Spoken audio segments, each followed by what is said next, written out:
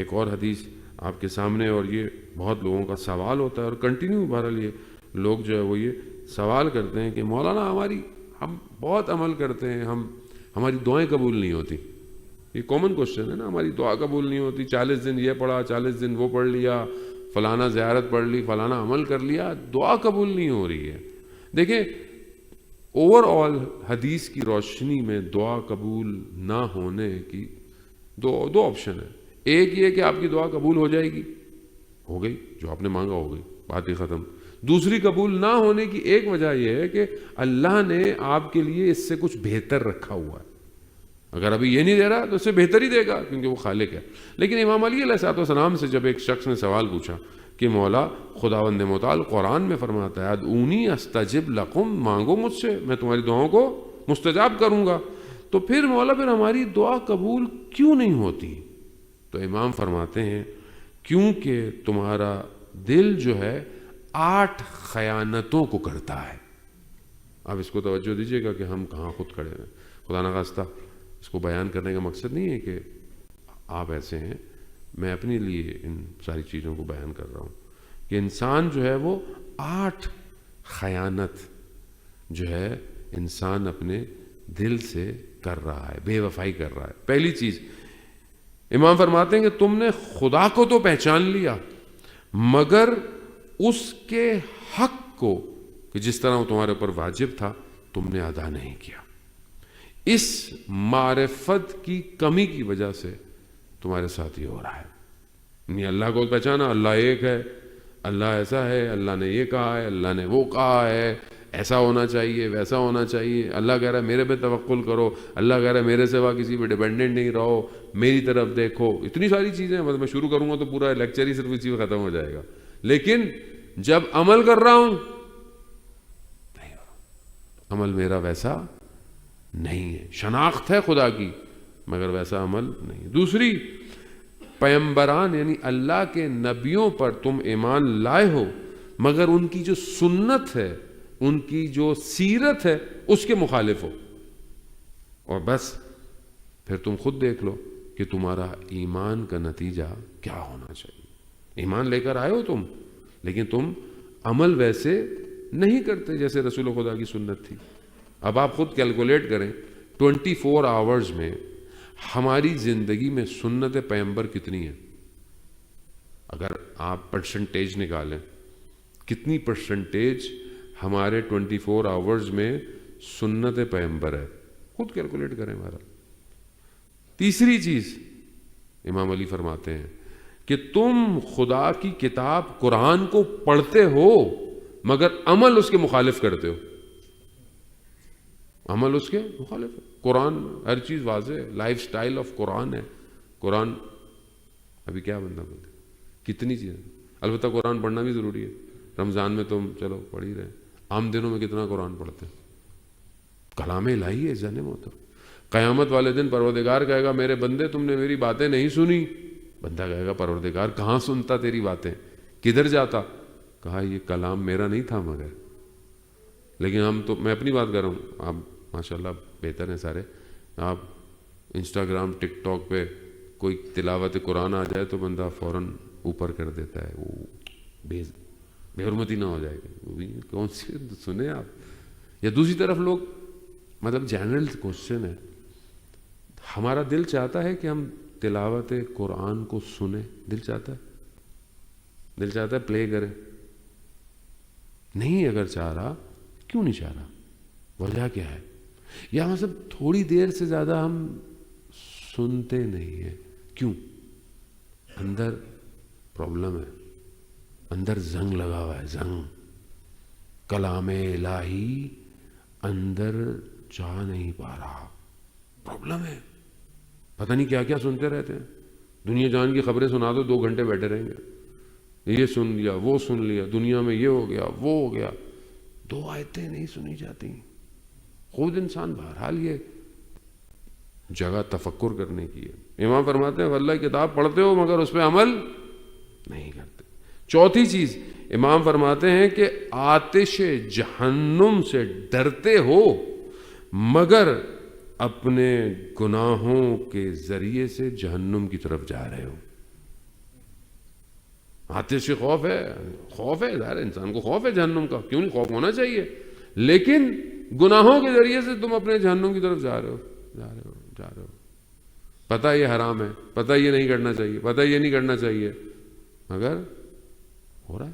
غیبت نہیں کرنی چاہیے لیکن ہوتی ہے، نگاہیں کنٹرول ہونی چاہیے مگر یہ سننا نہیں چاہیے، مگر آہستہ آہستہ انسان۔ پانچویں چیز امام فرماتے ہیں کہ بہشت جنت کی طرف تم اپنے آپ کو لے جانا چاہتے ہو، جنت تمہیں کھینچتی ہے اور تم خود بھی جانا چاہتے ہو، مگر تم ایسے کام انجام کرتے ہو کہ جنت تم سے دور ہو رہی ہے، دور ہو رہی ہے، جہنم قریب ہو رہی ہے، جنت دور ہو رہی ہے۔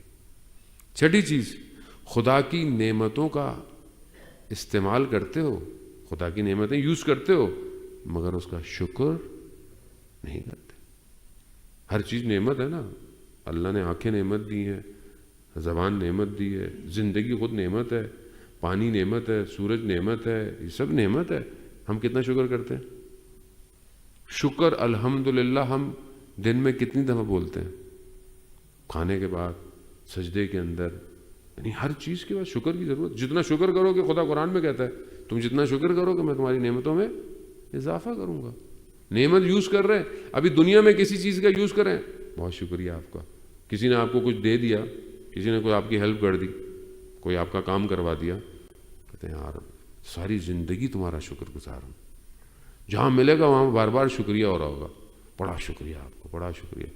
خدا کہہ رہا ہے میں نے بھی تو بہت کچھ دیا بھائی، تھوڑا بہت میرا بھی شکریہ کر لو۔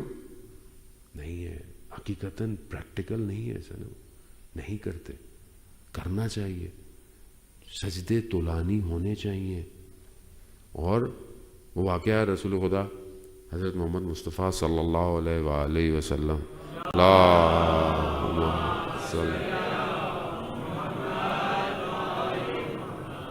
شخص تھا اصحاب رسول تھا، رسول خدا نے اس کو بولا کہ مطلب کوئی ایسی چیز مانگ لو جو تمہیں ہے، تمہاری ایک چیز مستجاب ہے، پوری ہو جائے گی۔ وہ بڑا گیا، اس نے سوچا میں کیا مانگوں رسول سے، آیا رسول خدا کے بعد، کہا یا رسول اللہ قیامت میں یعنی بہشت میں مجھے آپ کے برابر گھر چاہیے۔ تو رسول خدا نے پوچھا کہ تم نے خود سوچا؟ کہا یا رسول اللہ میں نے بہت سوچا کہ میں کوئی دنیا کی چیز مانگوں، میں کہا تو ختم ہو جائے گی، یہیں ختم ہو جائے گی، دنیا ختم ہو جائے گی، یہ ختم ہو جائے گی۔ پھر میں نے کہا میں کوئی ثواب مانگوں، کچھ اور مانگوں، وہ بھی مطلب میں نے کہا بہترین یہ ہے کہ میں آپ کا ہمسایہ بن جاؤں۔ آپ سوچیں نا، فکر دیکھیں، تفکر، سوچا ہے تو سوچنا اس لیے کہتے ہیں ضروری ہے۔ رسول خدا نے بولا کہ ٹھیک ہے، اب تم نے کیونکہ دعا مانگی ہے تو دعا مستجاب ہوگی، لیکن تم اس میں مدد کرو۔ کہا کیسے؟ کہا سجدوں کو طولانی کر کے مدد کرو، اپنی زندگی میں سجدوں کو طولانی کرو۔ ماہ مبارک رمضان ہے سنو، پھر جتنی آپ کے اندر عبادت کی فیلنگ رمضان میں ہے عام دنوں میں نہیں ہوتی ہے، مطلب اس کو ایکسیپٹ کریں، اس کو مطلب ڈینائی کیوں کرے آدمی، ایکسیپٹ کرے کہ جو میں رمضان میں مجھے اپرچونٹی ملتی ہے وہ مجھے کہیں نہیں ملتی ہے۔ مسجد میں بھی جتنی رمضان میں رونق ہوتی ہے وہ عام دنوں میں اس طرح رونق نہیں ہوتی ہے، ایک دوسرے کو ملتے ہیں، ایک دوسرے کو دیکھتے ہیں، افطاری ہے، دعا ہے، افتتاح ہے۔ البتہ وہ الگ بات ہے، دعا افتتاح میں بیچارہ اکیلا آدمی یہاں بیٹھا ہوا پڑھ رہا ہوتا ہے، باقی سب لوگ باہر ہوتے ہیں، وہ ایک الگ گفتگو ہے۔ لیکن بہرحال اپرچونٹی تو ہے، دعا تو ہے، لیکن وقت ہے، دل بھی اٹریکٹڈ ہے خدا کی طرف، مائل ہے، مانگیں۔ اس نے بھی رحمت کے دروازے کھولے ہوئے ہیں، وہ بھی ایک کے بدلے 100 ہزار دے رہا ہے۔ ایک قرآن کی آیت پڑھو میں پورا قرآن دے رہا ہوں، ایک کھجور سے افطار کراؤ میں تمہاری جہنم کی آتش کو ٹھنڈا کر دوں گا، سب دے رہا ہے، وہ بھی دے رہا ہے، آپ بھی دے رہے ہو، اپرچونٹی ہے، ویل کریں جانے محترم۔ گریا، امام علی علیہ السلام کی فرمان ہے غرار الحکم میں، گریا، رونا، آنسو بہانا انسان کو خدا کے قریب کرتا ہے، قریب کرتا ہے۔ انسان عام دنوں میں تو نہیں کر سکتا اتنا، یہ رونا، اس کی بارگاہ میں کانپنا، کانپے انسان، ایسا نہ ہوتا۔ واقعاً کیسا خدا ہے جس نے میرے عیبوں پہ پردے ڈالے ہوئے، اس سے بڑھ کر اور کرم اس کا کیا ہو سکتا ہے اس دنیا کے اندر۔ وہ بہت ضروری ہے کہ بہرحال انسان جو ہے وہ خدا کی نعمتوں کا شکر کرے۔ ساتواں، امام فرماتے ہیں کہ شیطان تمہارا دشمن ہے اور تم بھی اس کے دشمن ہو، مگر اور تم اپنی زبان سے اس پر لعنت بھی بھیجتے ہو، شیطان پہ لعنت بھی بھیجتے ہو، مگر تم اپنے عمل سے شیطان سے دوستی کرتے ہو۔ تمہارا عمل ایسا ہے کہ شیطان تمہارا فرینڈ ہے، دوست ہے، زبان سے لعنت ہے، سب کچھ ہے، لیکن کام سارے، اور ابھی تو مسلمان ایسے ایسے کام کر رہے ہیں، شیطان بھی پریشان ہے کہ میں تو رمضان میں بند تھا بھائی، یہ کدھر کر رہے ہیں۔ ہاں آپ دیکھیں انسانوں کے بعض کام آپ دیکھیں، آپ واقعی عجیب عجیب ہے، بہت ہے کہ انسان ایسا کام نہ کر۔ روز محشر قرآن کی آیات ہے نا اس بات پہ کہ اس دن لوگ کہیں گے شیطان کی طرف کہ اس نے ہمیں کہا، وہ بولے گا میں نے کچھ نہیں کیا، میں نے صرف وسوسے کیے تھے، کام تم نے خود کیا ہے۔ دوسرے کے اوپر ڈال دینا، انسان اپنے آپ کو ڈالنے کی کوشش کرتا ہے، جبکہ ایسا بالکل بھی نہیں ہے۔ آٹھویں اور آخری جو انسان اپنے خیانت کرتا ہے اپنے قلب سے، وہ کیا ہے کہ لوگوں کے عیبوں کو تو تم اپنی نگاہوں کے سامنے رکھتے ہو، مگر اپنے عیبوں کو پردے میں ڈال دیتے ہو۔ وہ یہ غلط کرتا ہے، وہ یہ برائی ہے، ان کو تو سمجھ رکھتے ہو، لیکن اپنے جو عیب ہے، تمہارے اپنے برائی ہے، اس کو پیچھے ڈال دیتے ہو۔ امام فرماتے ہیں اس کا نتیجہ کیا ہوتا ہے؟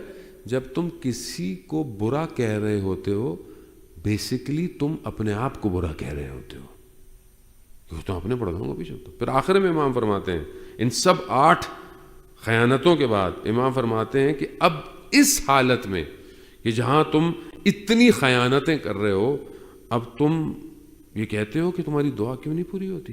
دعا تمہاری کیسے پوری ہوگی؟ کیونکہ تم نے خود دعاؤں کے دروازوں کو بند کر لیا ہے۔ اس لیے آپ دعا کمیل میں امام نے تعلیم دی ہے نا کہ پروردگار میرے وہ گناہ معاف کر جو میری دعاؤں کو مستجاب نہیں ہونے دیتے۔ آخر میں امام فرماتے ہیں کہ بس تقوی اختیار کرو اور اپنی اصلاح کرو، امر بالمعروف کرو، نہی از منکر کرو، تاکہ خدا تمہاری دعا کو مستجاب کرے۔ اور اس ٹائم سب سے بڑی دعا یہی ہے کہ امام کا ظہور ہو جائے۔ وہی والی بات ہے کہ یہ میں دعا کر رہا ہوں امام کا ظہور ہو، لیکن کیا میرا عمل میری دعا کے ساتھ ہے یا نہیں ہے؟ میں اپنی زندگی میں ایسے کاموں کو انجام دے رہا ہوں کہ جو مجھے کوئی دیکھے تو کہے ہاں یہ امام کا انتظار کر رہا ہے، میں کہوں وہ میرا مولا ہے، بہت اچھی بات ہے، لیکن مولا کہیں یہ میرا ماننے والا ہے، فرق ہے اس میں۔ تو اپنے آپ کو ہم اس قابل کہیں کہ امام فرمائیں یہ میرا ہے۔ جو امام فرماتے ہیں ہزاروں میں رہو مگر ہمارے لیے باعث سے زینت بنو، ایسا نہیں وہ